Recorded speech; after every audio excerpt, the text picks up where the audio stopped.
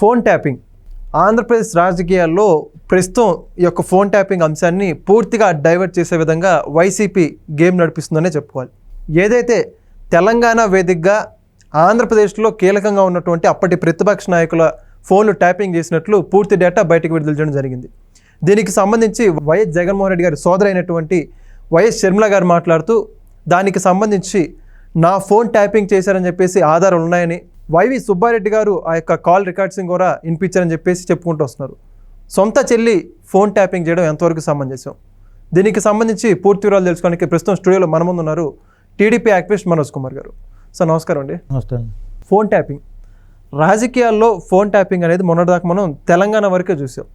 కానీ ఇది ఆంధ్ర వేదికగా ఆంధ్రప్రదేశ్లో కీలక నాయకులు అంటే అప్పటి ప్రతిపక్ష నాయకులు, కాంగ్రెస్లో ఉన్నటువంటి ఈ యొక్క వైఎస్ షర్మిల గారి ఫోన్ కూడా ట్యాపింగ్ చేశారు.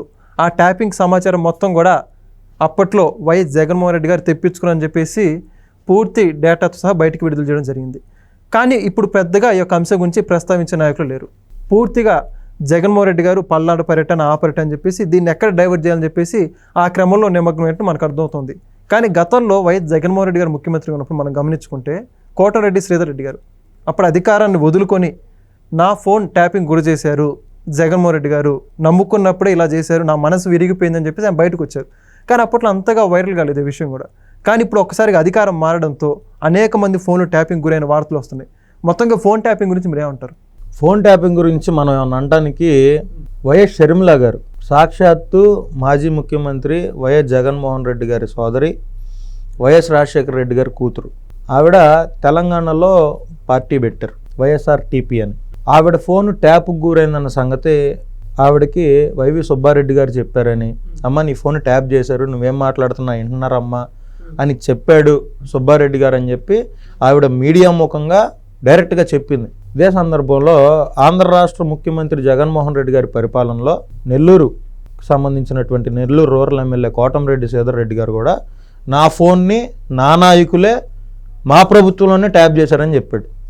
తెలంగాణకే పరిమితమైంది ఇది అనుకున్నాం మేము. ఎప్పుడు హరీష్ రావు గారు ఆయన దగ్గరికి ఆయనకు ఫోన్లు చేసే చాలామంది నాయకులకి, మీరెవరు నాకు డైరెక్ట్గా ఫోన్ చేయబాకండి, ఫోన్లన్నీ ట్యాపింగ్ అవుతున్నాయి, మనం ఏం మాట్లాడుకున్నా అవతల వాళ్ళు ఎన్నే పరిస్థితులు ఉన్నాయి, నా పరిస్థితి అయిపోయింది అని చెప్పారని చెప్పి బీఆర్ఎస్ పార్టీ నాయకులే డైరెక్ట్గా ఈరోజు మీడియా ముందుకు వచ్చి చెప్తున్నటువంటి పరిస్థితులు ఉన్నాయి. ఈ ఫోన్ ట్యాపింగ్కి ఎక్కడ టెక్నాలజీ కేటీఆర్ గారు తీసుకొచ్చి వాడారు ఏంటి అనేది ఖచ్చితంగా ముందు తెలుస్తుంది ప్రతి ఒక్కరికి. కేటీఆర్ గారు తీసుకొచ్చి వాడినప్పుడు ఆంధ్ర నాయకులు సంబంధించిన ఫోన్లు ట్యాప్ చేయాల్సిన అవసరం కేటీఆర్కి ఏంటి అనేది నా డౌట్. తెలంగాణ రాజకీయాలకి ఆంధ్ర నాయకులకి సంబంధం లేదు కదా. ఇప్పుడు కోటంరెడ్డి శ్రీధర్ రెడ్డి గారికి కానీ అట్లాంటి నాయకులకి తెలంగాణ రాజకీయాలతో సంబంధం లేదు కదా. మరి ఈ డేటా మొత్తాన్ని ఎంతమంది ఫోన్లు ట్యాప్ చేశారు, ఎంతమంది నాయకుల ఫోన్లు ట్యాప్ చేశారు, కేటీఆర్ గారు సోకాల్డ్ దాంట్లో ఇన్వాల్వ్ అయి ఉన్న వాళ్ళందరూ ఆంధ్రాలో ఉన్న నాయకులందరి ఫోన్లు ట్యాప్ చేసి ఈ డేటాని ఎవరికి ఇచ్చారు, ఇవ్వటం ద్వారా వాళ్ళు సాధించింది ఏంటి? ఫోన్లో కొన్ని వందల రకాల పర్సనల్స్ మాట్లాడుకుంటారు ఎవరైనా. ఫోన్ని ట్యాప్ చేయటం అంటే వాళ్ళకి దేశద్రోహం శిక్ష వేయాలి. దేశద్రోహం కంటే ఇంక పెద్ద శిక్ష ఏమన్నా ఉంటే వేయాలి. వాళ్ళ పర్సనల్ లైఫ్తో ప్రతి ఒక్కడికి పని లేదు కదా. ఎవడ పడితే ఆడు ఫోన్లు ట్యాప్ చేసేది ఏంటి? అసలు అది అంత అవసరమైన పని కాదు కదా. ఖచ్చితంగా జగన్మోహన్ రెడ్డి గారికి కూడా దీంట్లో పాత్ర ఉంది కాబట్టే ఆ రోజు కోటంరెడ్డి శ్రీధర్ రెడ్డి చెప్తే ఎవరు వినలా. ఈరోజు రానున్న కాలంలో ఖచ్చితంగా ఈ ఫోన్ ట్యాపింగ్ మీద జగన్మోహన్ రెడ్డి చుట్టుకుంటుంది, చూస్తూ ఉండండి. జగన్మోహన్ రెడ్డి కూడా మెయిన్ లీడ్ రోల్ దీంట్లో ప్లే చేశాడు కేటీఆర్ని అడ్డం పెట్టుకొని, ఇది పక్క. అయితే షర్మిల గారి ఫోన్ ట్యాపింగ్ చేయడం వెనక కారణాలు ఏమై ఉంటాయంటారు? షర్మిల గారి ఫోన్ ట్యాపింగ్ చేయడం అన్న కదా ఇక్కడ మీరు చెప్పిన కారణాలు ఏమున్నాయంటే, షర్మిల గారు ఎవరితో మాట్లాడుతున్నారు, ఆవిడ సునీత గారితో ఏం మాట్లాడుతున్నారు, బాబాయ్ హత్య కేసు గురించి తెలుసుకోవటానికి కూడా ట్యాప్ చేయొచ్చు కదా జగన్మోహన్ రెడ్డి. బాబాయ్ హత్య కేసులో సునీత గారు మరియు షర్మిల గారు అసలు ఏ విధంగా ముందుకు వెళ్తున్నారు, మనకి ఏ విధంగా నష్టం చేయబోతున్నారు, వీళ్ళు జనజీవన స్రవంతిలోకి వెళ్ళి మన మీద ఏం చెప్పబోతున్నారు, బాబాయ్ కేసు మీద సుప్రీంకోర్టులో ఏం మాట్లాడబోతున్నారు, సిబిఐ వాళ్ళతో ఏం మాట్లాడబోతున్నారు, ఇవన్నీ ఖచ్చితంగా మాట్లాడుకోకుండా ఉంటారు కదా. ఆ వివరాల కోసం జగన్మోహన్ రెడ్డి ఖచ్చితంగా ట్యాప్ చేయకూడదని గ్యారంటీ ఏముంది? అంటే సొంత చెల్లి కదా ఆవిడ దగ్గర ఇట్లా సొంత చేయడంతో చెల్లి, సొంత తల్లి, సొంత బాబాయ్, సొంత తండ్రి ఇలాంటివన్నీ జగన్మోహన్ రెడ్డికి లేవండి. సొంత తండ్రి అనేది ఉంటే ఆయన అధికారంలోకి వచ్చిన తర్వాత రాజశేఖర రెడ్డి గారి ఫోటో వివిధ పథకాల్లో ఉన్న నవరత్నాల్లో నుంచి తీసాడు. సొంత బాబాయ్ అని ఉంటే బాత్రూంలో హత్యకు గురాడు ఆయన. ఈయనేమో నారాసుర రక్త చరిత్రని పేపర్లో వేయించాడు. ఓకే, తర్వాత ఆయన అధికారంలోకి వచ్చాడు. సిబిఐ దగ్గర ఉన్న కేసుకి నాకు సిబిఐ అవసరం లేదని చెప్పి ఈయనే విత్డ్రా అయ్యాడు. సొంత చెల్లిని, బాబాయ్ కూతుర్ని సునీతని తీవ్రంగా ఇబ్బంది పెట్టాడు. సొంత చెల్లెలు కొడుకు పెళ్లికి ఇన్విటేషన్ కార్డు ఇవ్వడానికి చంద్రబాబు నాయుడు గారి దగ్గరికి వెళ్తే పసుపు చీర కట్టుకొని వెళ్ళింది అని చెప్పి బహిరంగ సభల్లో మాట్లాడాడు. సొంత తల్లిని ఆస్తుల పంపకం దగ్గర తగాదా వస్తే జగన్మోహన్ రెడ్డి వదిలేసి షర్మిల దగ్గరకు పంపించాడు. జగన్మోహన్ రెడ్డికి తల్లి, చెల్లి, తండ్రి, బాబాయ్ కూతురు ఇట్లాంటివి ఏం ఉండవు. మీరు దయచేసి అట్లాంటి ఆలోచనలో ఉండొద్దు. జగన్మోహన్ రెడ్డి కషాయుడు.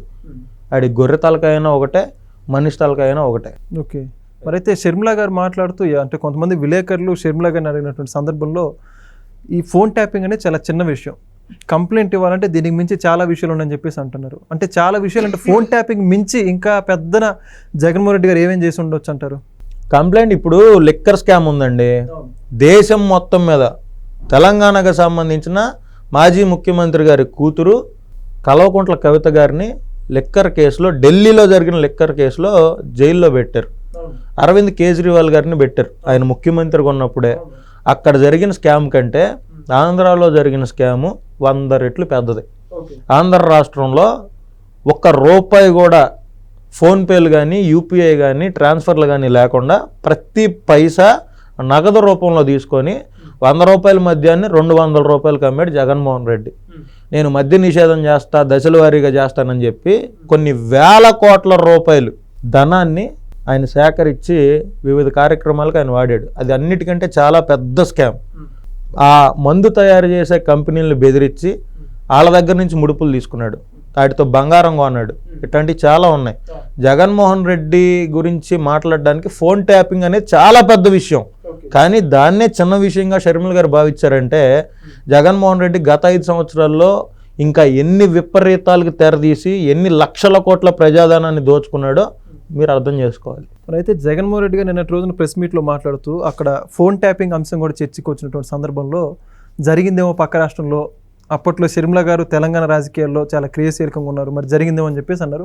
మరలా వెంటనే జరిగిందో జరగలేదో నాకు తెలియదని చెప్పి చెప్పుకుంటూ వచ్చారు. జరిగి ఉండొచ్చు అన్నాడు ఆయన. జరిగి ఉండొచ్చు. షర్మిల గారు అప్పుడు తెలంగాణలో పార్టీ పెట్టి యాక్టివ్గా ఉన్నారు కదా, జరిగి ఉండొచ్చు, జరిగిందో లేదో మాకు తెలియదు అని ఆయన మాట్లాడింది. జరిగి ఉండొచ్చు అని ఎలా చెప్తాడు ఆయన? జరిగిందో జరగలేదో అసలు ఆయన ఎందుకు చెప్తాడు? ఖచ్చితంగా ఫోన్ ట్యాపింగ్కి జగన్మోహన్ రెడ్డి గారికి 100% సంబంధం ఉంది. అది ముందు జరిగే దర్యాప్తులో తేలుతుంది.